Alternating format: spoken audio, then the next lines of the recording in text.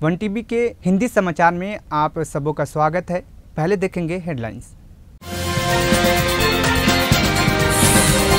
इटाला राजेंद्र ने सरकार की कर्ज माफी योजना को बताया फर्जी, सरकार के दावों को बताया झूठ।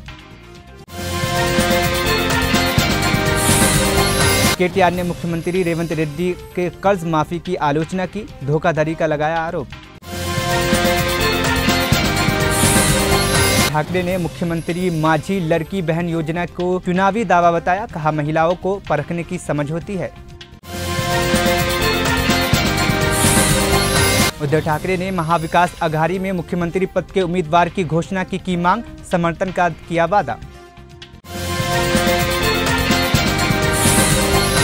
एमपॉक्स वायरस ने एशिया में दी दस्तक, पाकिस्तान में मामला दर्ज। अब खबरें विस्तार से।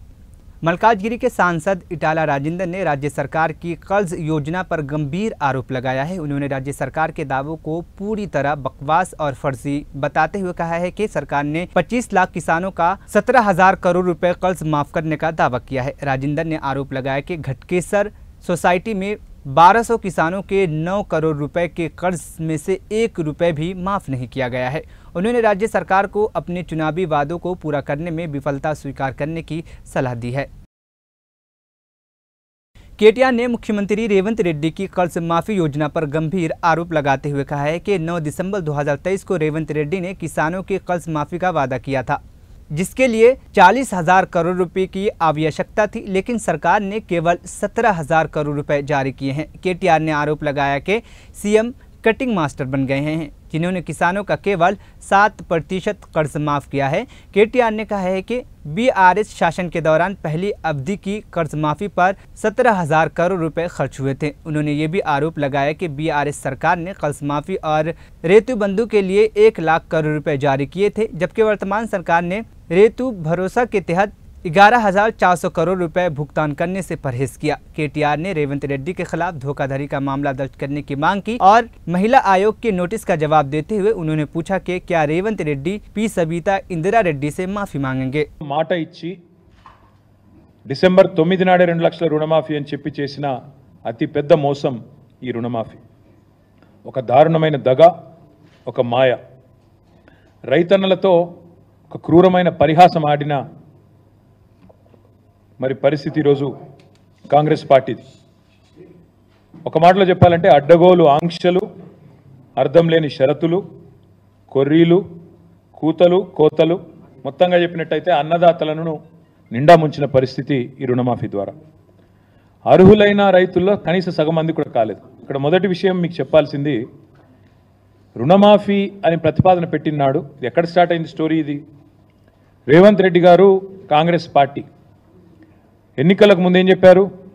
డిసెంబర్ 9 నాడు వీడియో మీరు అందరూ చూసే ఉంటారు, మళ్ళీ చూపెట్టి నేను మీకు బోర్ చేయను, సోషల్ మీడియా అంతా తెలుసు. డిసెంబర్ 9 నాడు ఒకటే రోజు ఒకటే సంతకంతో అర్జెంటుగా 2 లక్షల రుణమాఫీ చేస్తా అని చెప్పింది రేవంత్ రెడ్డి. ఒకే సంతకంతో సింగిల్ స్ట్రోక్లో. రెండో మాట ఏమన్నారు ఆయన? నిన్న మొన్నటిదాకా కేసీఆర్ గారు ₹1,00,000 రుణమాఫీ ఏదైతే చేసినారో ఆ రుణమాఫీ పొందిన వాళ్ళు కూడా మీరు అర్జెంటుగా బ్యాంకుకు పోండి, వెంటనే 2 లక్షలు తెచ్చుకోండి, నేను వస్తున్నా, డిసెంబర్ 9 నాడు రుణమాఫీ చేస్తున్నా అని చెప్పిందే రేవంత్ రెడ్డి గారు.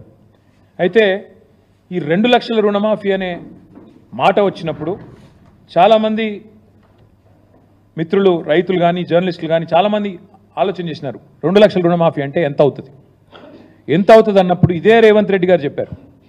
అది కూడా వీడియో ఉంది, మీకు కావాలంటే ప్లే చేస్తా. 40,000 కోట్ల రూపాయలు. ఏ పాటిదయ్యా 40,000 కోట్లు? ఒక్క సంవత్సరం నేను కడుపు కట్టుకుంటే చాలు 40,000 కోట్లు అనాయాసంగా కట్టేస్తా. ఇది ఆయన నోట్లోంచి వచ్చిన మాట, కావాలంటే మీకు ప్లే చేసి చూపెడతా. ఒక్క సంవత్సరం నేను కడుపు కట్టుకుంటే, అవినీతికి పాల్పడకపోతే, ఆయన అన్న మాట రేవంత్ రెడ్డి, మీకు పంపిస్తా కావాలంటే అందరికీ. ఒక్క సంవత్సరం కడుపు కట్టుకుంటే 40,000 కోట్లు అట్ట కట్టేయచ్చు అనాయాసంగా. ఇది ఆయన చెప్పిన మాట. దాని పర్యవసానంగా పేపర్లు రాసింది ఆనాడు. ఏం రాశారు? ఇది సాక్షి పత్రిక. 40,000 కోట్ల రూపాయలతో రుణమాఫీ. ఎట్లా వచ్చారు ఈ అంచనాకు?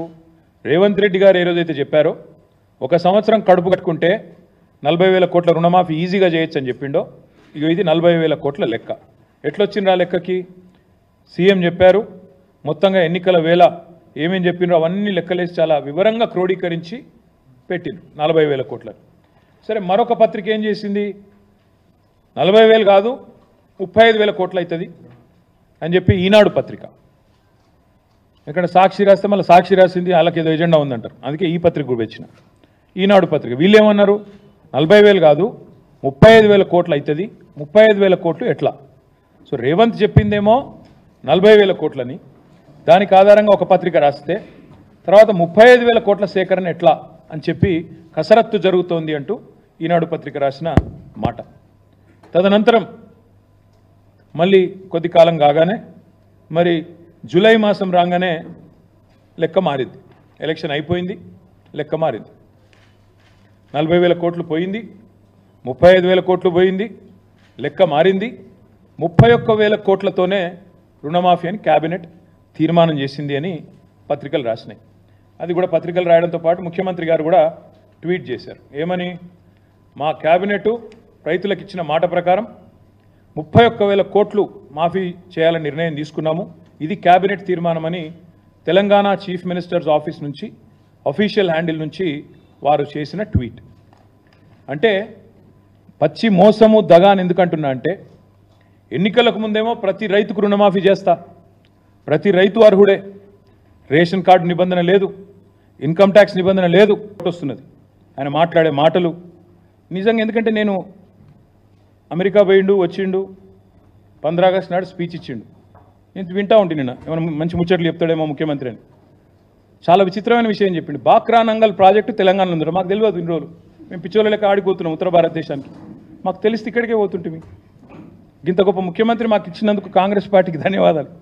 ఎందుకంటే విచిత్రంగా ఉంది మాకు ఈ రుణమాఫీ విషయం. నేను అందుకే ముఖ్యమంత్రి గారిని సూటిగా సవాల్ చేస్తా ఉన్నాను, రేవంత్ రెడ్డి గారు నీకు చిత్తశుద్ధి ఉంటే నిజంగానే నువ్వు చెప్పిన మాటల్లో ఒక్క 1% నిజం ఉన్నా నీ నియోజకవర్గానికే పోదాం రా,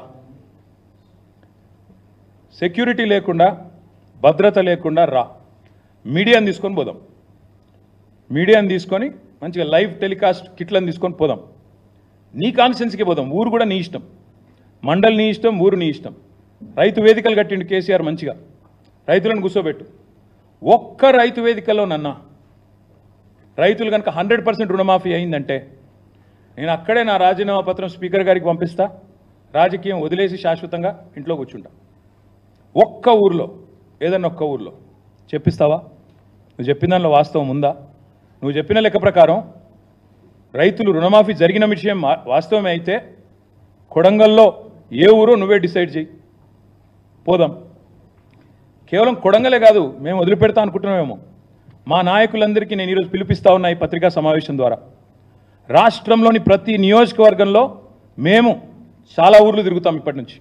ఈ పచ్చి మోసం ఏదైతుందో దీన్ని ఎండగట్టడానికి బీఆర్ఎస్ పార్టీ నాయకత్వం. మొన్న మా తమ్ముడు వివేక్ గారు ఎట్లా కుత్బుల్లాపూర్ రూరల్ మండల్లో ఎంతమంది ఉంటే ఎంతమందికి అయిందో మొన్న వచ్చి ఇక్కడ ప్రెస్ మీట్ పెట్టి మరీ లెక్క చెప్పినాడు. రుణమాఫీ విషయంలో 1000 మంది ఉంటే కేవలం 100 మందికి ఇచ్చి మేము మొత్తం కంప్లీట్ చేసినామని పోజులు కొడితే, ప్రధాన ప్రతిపక్షంగా మా బాధ్యత మీ వాదనలోని డొల్లతనాన్ని ఎండగట్టడం. ముఖ్యమంత్రికి నిజంగా దమ్ముంటే ఆయన నా సవాల్ స్వీకరించాలి. Let him accept this challenge. Kodangal పోదాం, లేదా నీ ఇష్టం, ఉమ్మడి పాలమూరు ఏ కాన్స్టిట్యున్సీకైనా పోదాం, నీ ఇష్టం. సొంత ఊరు కొండారెడ్డిపల్లికైనా పోదాం, ఆ ఊళ్ళో అయినా 100% రుణమాఫీ అయిందా నువ్వు రుజువు చేయి. అక్కడ ఉన్న రైతులందరినీ కూర్చోబెడదాం. మీడియా సెక్యూరిటీ వద్దు, ఆఫీసర్లు, చీఫ్ సెక్రటరీలు, భయపెట్టేటోళ్ళు, బ్యాంకర్లు ఎవరొద్దు.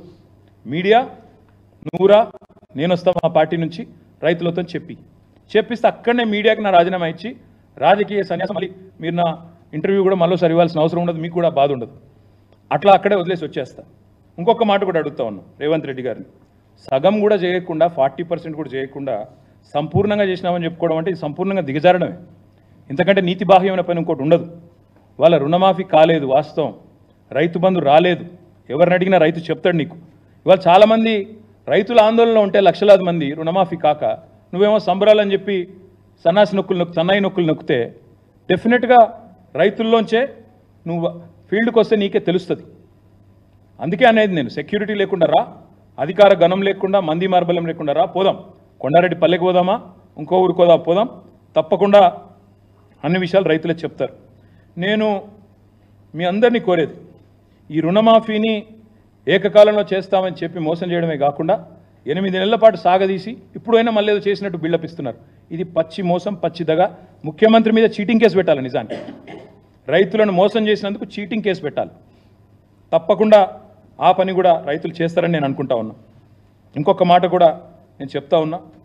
ముఖ్యమంత్రి గారు నిన్న చూస్తూ ఉంటే, ఆయన మాటలు చూస్తూ ఉంటే నిజంగా ఆ ఫ్రస్ట్రేషన్ ఏందో కానీ ఆయన మాట్లాడే మాటలు, ఒకటేమో బాక్రానంగల్ ఇక్కడ ఉందంటాడు, ఇంకోటేమో గూగుల్ విప్రో CEO సత్యా నాదెల్లా అంటాడు, తర్వాత ఇంకా చాలా ఉన్నాయి ఆయన మాటలు వింటూ ఉంటే. నాకైతే ఆయన మానసిక సంతులనం మీద అనుమానం ఉంది. ఆయన కుటుంబ సభ్యులకు కూడా నేను విజ్ఞప్తి చేస్తూ ఉన్నా, ఆలోచించుకోండి. ఏదో అయినట్టుంది పాపం, దయచేసి చూపెట్టండి. ఎందుకంటే రాష్ట్ర భవిష్యత్తుకు ప్రమాదం. పిచ్చోడి చేతిలో రాయిలాగా రాష్ట్రం మారితే రాష్ట్రానికి ప్రమాదం. ఆయన మరి అసహనము, ఫ్రస్ట్రేషన్ బాగా పెరుగుతోంది. ఎందుకంటే ఆయన విషయాలన్నీ బయటపడుతున్నాయి ఒక్కొక్కటిగా. బావమరిదికి అమృత్ కాంట్రాక్ట్ ఇచ్చిన విషయం బయటపడ్డది, తమ్ముడితో MOU చేసుకున్న విషయం అమెరికాలో బయటపడ్డది. ఇంకా ఒక్కొక్కటిగా చాలా బయటకు వస్తున్నాయి. కాబట్టి తిట్లు, బూతులు, అవాకులు, చెవాకులు, ఫ్రస్ట్రేషన్లో బీపీ పెంచుకున్న అరచడాలు ఇవన్నీ జరుగుతూ ఉన్నాయి. నేను రేవంత్ రెడ్డి గారిని అడిగేది ఒకటి, బంద్ చేయి, మాటలు బంద్ చేయి.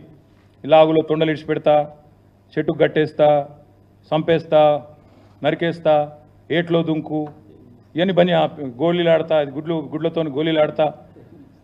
నువ్వు ఆడు కాదు, నువ్వు ఇలా ఊర్లలో పోతే సెక్యూరిటీ లేకుండా రైతులే ఫుట్బాల్ ఆడతారు. నేను పక్కా దమ్ముంటే రా, నీ కొడంగల్ కాన్స్టిట్యున్సీలోనే సెక్యూరిటీ లేకుండా, అధికార గణం లేకుండా, రక్షణ కవచాలు లేకుండా మీడియాను తీసుకొని రా. నిజంగా రుణమాఫీ అయిందా లేదా రైతులను అడుగు, వాళ్ళే చెప్తారు. ఇంకొక महाराष्ट्र के पूर्व मंत्री और शिवसेना UBT के नेता ठाकरे ने मुख्यमंत्री माझी लड़की बहन योजना पर निशाना साधते हुए इसे केवल चुनावी रणनीति करार दिया। उन्होंने आरोप लगाया कि ये योजना केवल अक्टूबर या नवंबर तक चलने वाली है और इसके प्रचार के लिए 300 करोड़ रुपए खर्च किए जा रहे हैं। ठाकरे ने कहा कि 2022, 2023 और 2024 के बजट में किए गए वादों में से कोई भी पूरा नहीं किया गया है। आदित्य ठाकरे ने कहा कि महिलाओं को परखने की समझ होती है, वह संस्कारी परिवार के मुखिया और लालची लोगों के बीच फर्क करना जानती है। अगर मुख्यमंत्री वास्तव में महिलाओं के परवाह करते हैं तो उनके मंत्री महिलाओं के बारे में टीवी पर अभद्र टिप्पणियां नहीं कर रहे होते। उन्होंने कहा कि योजना का असल उद्देश्य सिर्फ चुनावी लाभ प्राप्त करना है। प्रधानमंत्री कुठे बसलेत आणि मी त्यांना सांगितलं की तुम्ही हे ओळखा की जी भाजपा 400 पारचा नारा देत होती, जे एक्झिट पोल कमीत कमी 350 हे आकडे दाखवत होते, त्यांना 303 वरनं देशाने 240 वर खेचलेलं आहे. इथेच महाविकास आघाडी आणि इंडिया आघाडीचा विजय झालेला आहे.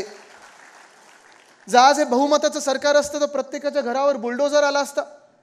आज जर हे बहुमताचं सरकार असतं भाजपाचं, तर जे काही घोटाळे, जो काही आवाज ह्या देशाच्या जनतेला मिळालेला आहे तो राहिला नसता. आणि आज आत्तापर्यंत ह्या एका महिन्यामध्ये भाजपाने संविधान बदलून स्वतःचं पक्षाचं संविधान जे आहे ते आपल्यावर लादलं असतं. ही निवडणूक झाल्यानंतर, आणि महाराष्ट्रात मोठा विजय झालाच, देशभरात देखील झाला, पण ही निवडणूक झाल्यानंतर भाजपवाले असतील, मिंदे सरकारमधले काही असतील, जी फुटलेली राष्ट्रवादी काँग्रेस आहे त्याच्यातले लोक असतील, ते सांगायला लागले की तुम्ही फेक नॅरेटिव्हवर बोलत होतात, संविधान बदलणार होतं, हे फेक नॅरेटिव्ह होतं. आणि मी त्यांना सांगतो, हे फेक नॅरेटिव्ह नव्हतं आणि देशाच्या जनतेला देखील माहिती आहे फेक नॅरेटिव्ह नव्हतं. कारण संविधान बदलायची जर प्रक्रिया कुठून सुरू झाली असेल तर ती आपल्या महाराष्ट्रातून सुरू केली होती. त्यांनी लोकशाहीला संपवण्याची जी प्रक्रिया होती ती महाराष्ट्रातून सुरू केली होती. 2 वर्षापूर्वी जे घडलं आपल्यासोबत, आपल्या राज्यात जे घडलं, एक संविधानिक सरकार जे बाजूला ठेवलं गेलं, सरकार पाडलं गेलं, खोके घेतले, धोके दिले, जे काही सगळं घडलं आपल्या डोळ्यासमोर घडलं. कोण वेश बदलून जात होतं, कोण हुडी घालून जात होतं, कोण मास्क घालून जात होतं. हे सगळं केल्यानंतर साधारणपणे आपल्याला वाटलं होतं की आपल्यातून जे गद्दार, आपल्यातून जे पक्ष चोर आहेत ते जे पळाले, कुठे कुठे पळाले ते? सुरत, गुवाहाटी, डोंगर, झाडी वगैरे सगळं बघितलं. मग गोव्यात आले, गोव्यात येऊन टेबलावर नाचले. आणि हे सगळं केल्यानंतर जे सरकार स्थापन केलं, एक जी लोकशाहीची पद्धत आपल्यापर्यंत आत्तापर्यंत राहिलेली आहे ती हीच होती की आमदारकीचा राजीनामा द्या, खासदारकीचा राजीनामा द्या, निवडणुका लढा, जिंकलं तर तुमचं. पण ते न करता पक्ष चोरला, पक्षाचं नाव चोरलं, पक्षाचं चिन्ह चोरलं, दोन्ही पक्षांचं तसं केलं आणि सरकार स्थापन केलं. हे घटना बाह्य नाही तर अजून काय आहे? जे महामानव डॉक्टर बाबासाहेब आंबेडकरांनी संविधान आपल्याला लिहून दिलेलं आहे, त्या संविधानाचा अपमान नाही, डॉक्टर बाबासाहेब आंबेडकरांचा अपमान नाही तर अजून काय आहे? लोकशाही चिरडण्याचा प्रयत्न नाही तर अजून काय आहे? आज आपण पाहत आहोत 2 वर्ष 2.5 वर्ष तर होतील लवकरच, राज्यामध्ये एक सुद्धा निवडणूक घेण्याचा यांचा हिम्मत नव्हती, प्रयत्न नव्हता. 1.5 वर्ष पुणे लोकसभा असेल, चंद्रपूर लोकसभा असेल, पोटनिवडणुका झाल्याच नाहीत, कारण हिम्मतच नाही. जे 40 चोर पळून गेले, अलिबाबावर 40 चोर जे पळून गेले, नाही ऐकून नाही आलं, हीच घोषणा. पण हे जे पळून गेले होते त्यांच्या स्वतःच्या मतदारसंघात त्यांना उभं राहण्याची हिंमत देखील नव्हती, निवडणुकीला सामोरी जाण्याची हिंमत नव्हती. हेच काय, मुंबई असेल, ठाणे असेल, पुणे असेल, कल्याण डोंबिवली असेल, वसई विरार असेल, सोलापूर असेल, नागपूर असेल, कोल्हापूर असेल, तिथे प्रशासकांच्या मार्फत लूट चालू आहे. पण तिथे स्थानिक लोकप्रतिनिधी, स्थानिक स्वराज्य संस्था इथे निवडणूक घेण्याची हिंमतच नव्हती. महानगरपालिका निवडणुका घेण्याची हिंमत नाही. पवारसाहेब, ह्या तर मोठ्या निवडणुका झाल्या. मुंबई युनिव्हर्सिटीमध्ये सेनेटची निवडणूक जी असते ती देखील मागच्या वर्षी जे घेणार होते पुढच्या महिन्यात घेऊ, निवडणूक प्रक्रिया सुरू झाली तर स्थगित केली. अजूनही ती सेनेटची निवडणूक घेतली त्यांनी, कदाचित झाली तर सप्टेंबरमध्ये होईल, नाही तर ती देखील पुढे ढकलण्याचा हे प्रयत्न करत आहेत. कारण भीती यांच्या एवढी, ही नुसतं महाविकास आघाडीची नाही तर भीती ही महाराष्ट्राच्या जनतेबद्दल त्यांच्या मनात बसलेली आहे. आज 2 वर्ष आपण पाहतोय आणि मी त्यांना हे सातत्याने सांगत आलेलो आहे, इंटरव्ह्यू मधून सांगत आलेलो आहे, कुठच्याही मंचावर गेलो तिथे सांगत असतो, विधान भवनात सांगत आलेलो आहे की चला हिम्मत असेल तर निवडणुका घ्या.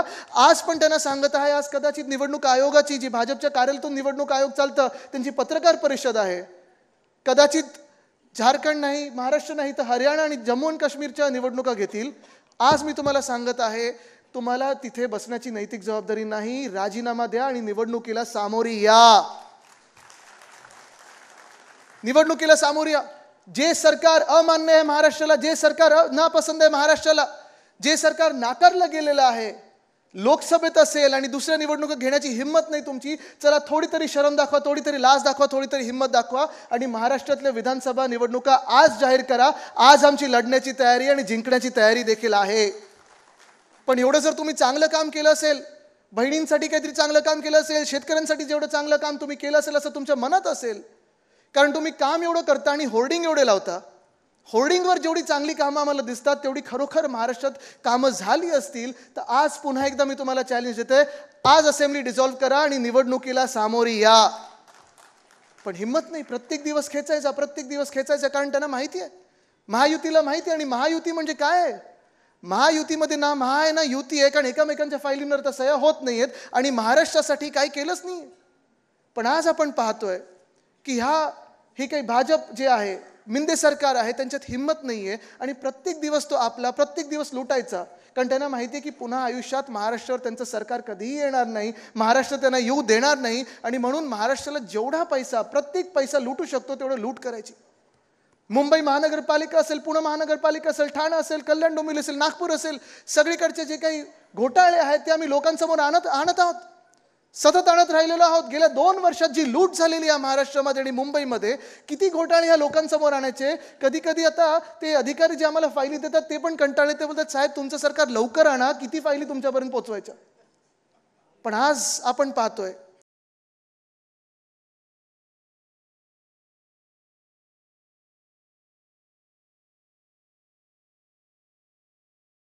महाराष्ट्र विधानसभा चुनाव से पहले शिवसेना यूबीटी प्रमुख उद्धव ठाकरे ने शरद पवार और कांग्रेस नेता पृथ्वीराज चौहान से मुख्यमंत्री पद के उम्मीदवार की घोषणा करने का अनुरोध किया है और समर्थन देने का भी वादा किया है। यह बयान उन्होंने मुंबई में महाविकास आघाड़ी के संयुक्त रैली के दौरान दिया। यह रैली उनकी दिल्ली में कांग्रेस और अन्य इंडिया ब्लॉक के नेताओं से मुलाकात के बाद की पहली रैली थी। सत्ताधारी महायुति ने उद्धव ठाकरे पर आरोप लगाया कि वह विधानसभा चुनाव से पहले छोटी पार्टियों के सामने झुक रही है, क्योंकि उनकी नज़र मुख्यमंत्री पद पर है और उन्होंने शिवसेना की विचारधारा को त्याग दिया है। इस आरोप का खंडन करते हुए ठाकरे ने कहा कि महाविकास आघाड़ी में सब कुछ ठीक है और मुख्यमंत्री पद को लेकर कोई विवाद नहीं है। उन्होंने स्पष्ट किया कि गठबंधन में पूरी एकता और समर्थन है। आज तो योग जुळून आला, चांगला मुहूर्त आहे। कालच स्वातंत्र्य दिन आपण साजरा केलेला आहे आणि आजपासून पुढच्या लढाईची सुरुवात आपण करतो आहोत। येता येता बातमी आहे, मी पाहिली, निवडणूक आयोग आज पत्रकार परिषद घेते। माझं तर मत आहे त्यांनी आज महाराष्ट्राची निवडणूकच जाहीर करून टाकावी. आमची तयारी आहे. तयारी आहे. बोलायला खूप सोपं आहे, पण वाटते तेवढी लढाई काही सोपी नाही आहे. आपण लोकसभा तर शत्रूला पाणी पाजलंच आहे. मी राजकीय शत्रू म्हणतोय. लोकसभेची निवडणूक ही संविधानाच्या रक्षणाची लढाई होती. लोकशाहीच्या रक्षणाची लढाई होती. जरा खाली बसून घ्या ना कॅमेरावाले. राहू दे, त्यांना पण राहू द्या, कारण त्यांच्यामुळे आपण संपूर्ण महाराष्ट्रात आणि देशभरात आपले विचार पोहोचवतो आहोत. ठीक आहे, जरा बसून घ्या. आताची लढाई आहे ही महाराष्ट्र धर्म रक्षणाची आहे. महाराष्ट्राची अस्मिता, महाराष्ट्राची संस्कृती आणि महाराष्ट्राचा स्वाभिमान जपण्याची ही लढाई आहे. जे महाराष्ट्र लुटायला आलेले आहेत, मध्ये मी माझ्या कार्यकर्त्यांसमोर बोललो होतो की लढाई लढायची तर कशी लढायची, अशी जिद्द पाहिजे. एक तर तूर असेल ना तर मी राहीन, या जिद्दीने लढाई लढली पाहिजे. फक्त हे तूर असेल किंवा मी राहीन हे आपल्या तिघात किंवा आपल्या मित्रपक्षात नको. नाहीतर काँग्रेस राष्ट्रवादीला बोलते, राष्ट्रवादी आम्हाला बोलते, आम्ही आणखीन कोणाला बोलते. एक तर तूर राहशील ना तर मी राहीन. नाही, आपण मिळून जे महाराष्ट्र लुटायला आलेत त्यांना आपण विचारतोय प्रश्न आणि त्यांना सांगतोय की एक तर तू राहशील ना तर मी राहीन, होऊन जाऊ दे.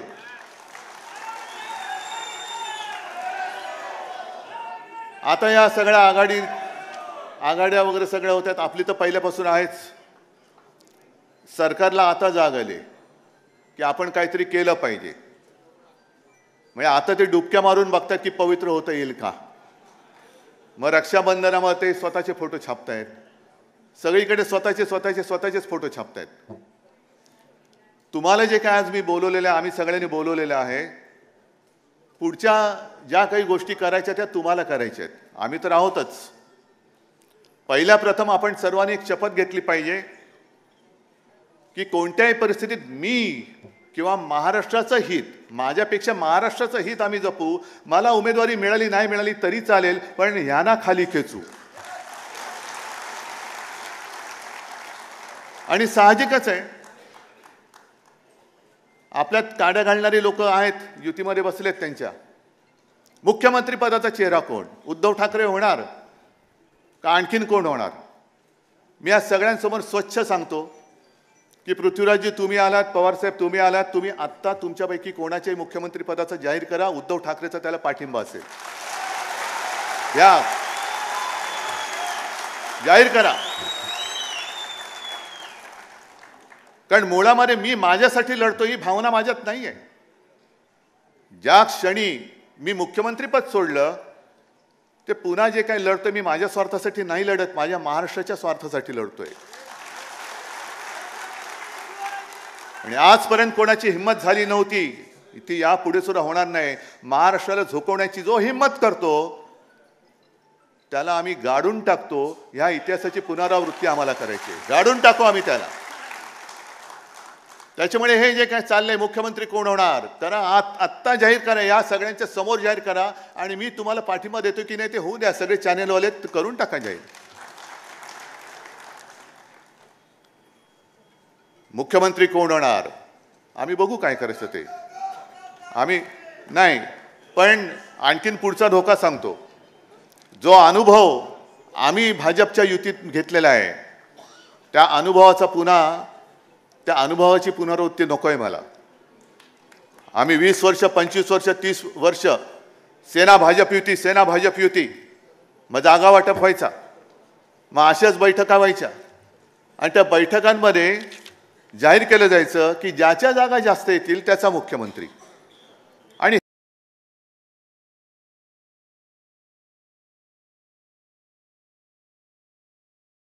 कांग्रेस ने राष्ट्रीय राजधानी दिल्ली में संविधान बचाओ अभियान शुरू कर दिया है, जो 100 दिनों तक चलेगा और 26 नवंबर को ताल कटोरा स्टेडियम में समाप्त होगा। इस अभियान के तहत कांग्रेस दिल्ली के हर विधानसभा क्षेत्र में संविधान की रक्षा और इसकी महत्ता को प्रमुख मुद्दा बनाएगी। 2024 के लोकसभा चुनाव में संविधान की रक्षा को एक केंद्रीय मुद्दा बनाते हुए कांग्रेस ने भाजपा की संविधान विरोधी महत्वाकांक्षाओं की पहचान की। इसके परिणाम स्वरूप कांग्रेस गठबंधन को लोकप्रिय समर्थन मिला और सीटों की संख्या में वृद्धि हुई। अब कांग्रेस विधानसभा चुनाव में भी इसी रणनीति को अपनाते हुए संविधान की रक्षा को अपनी चुनावी एजेंडे का प्रमुख बिंदु बनाएगी।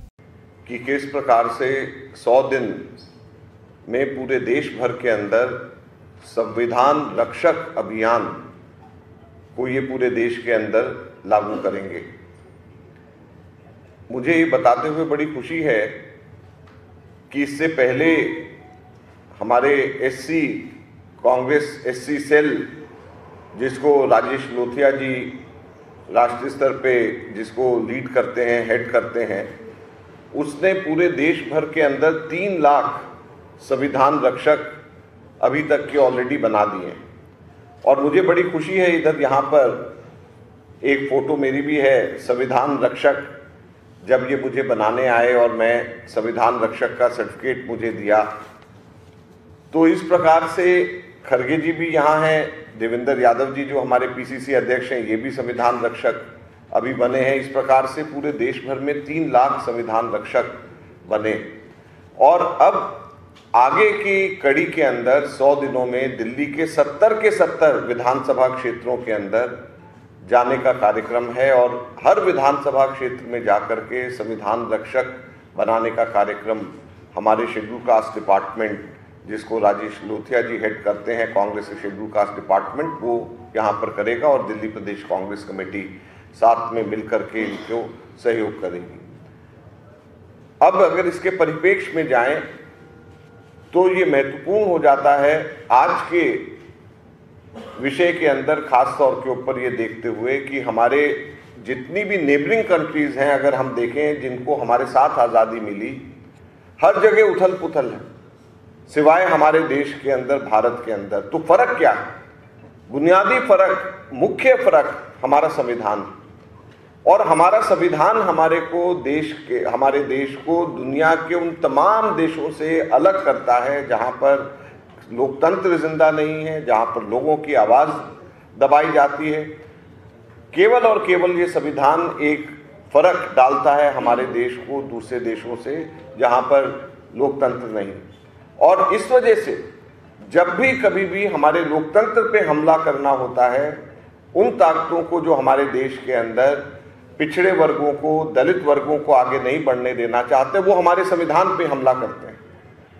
और हम लोगों ने ये देखा है कि 2 चुनाव लगातार जीतने के बाद में, इस चुनाव से पहले किस प्रकार से भाजपा के नेता लगातार बयानबाजी करते थे कि हम ये चुनाव जीत करके संविधान में बदलाव करेंगे। संविधान में बदलाव करने से 2 मकसद उनके पूरे होते थे। लोकतंत्र के ऊपर, लोकतंत्र की नींव पर हमला वो कर रहे थे, और साथ में जो संविधान ताकत देता है, बराबरी की ताकत देता है हमारे देश के अंदर, पिछड़े वर्गों को, हमारे दलित वर्गों को, जो उत्पीड़ित वर्ग हैं उन लोगों को, उस बराबरी को वो लोग दूर करना चाहते थे। तो आज मुझे बड़ी खुशी है कि मैं इसके लॉन्च का हिस्सा यहाँ पर मैं बना हूँ, और ये संविधान जो भारत का संविधान है, मैं समझता हूँ कि ये हम सब लोगों के लिए एक ऐसा मंत्र है जिसकी रक्षा हम सब लोग अपनी जान को भी आगे रख करके करेंगे।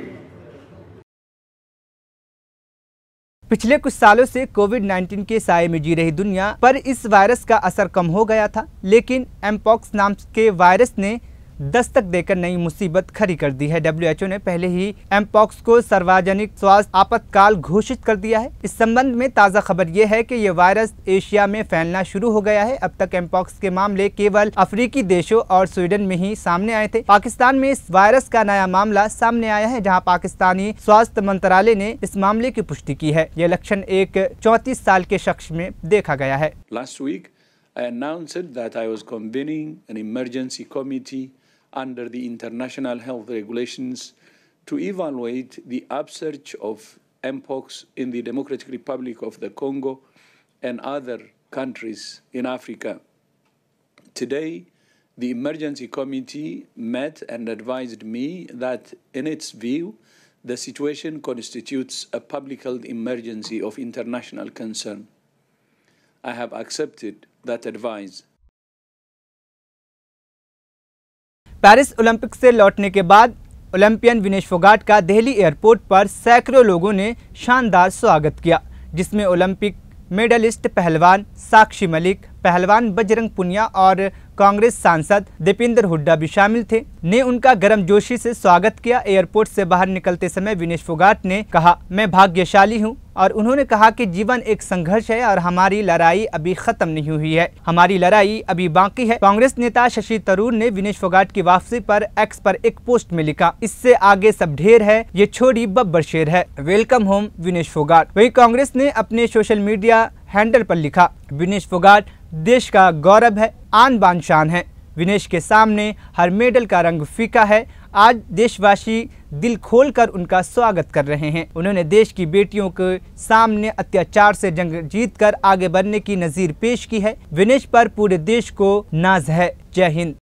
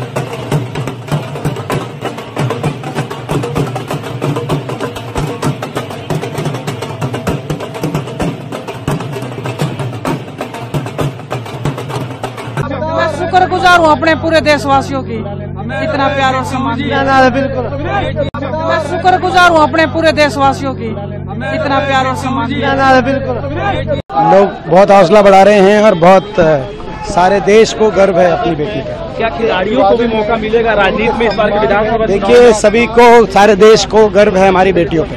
ये यात्रा की इसी तरीके से कहाँ तक जाएगी? क्या आप लोग का रूप प्लान है? ये आज सारे मलाली गांव तक का स्वागत रखा है। हिंदी समाचार यहीं पर खत्म हुआ।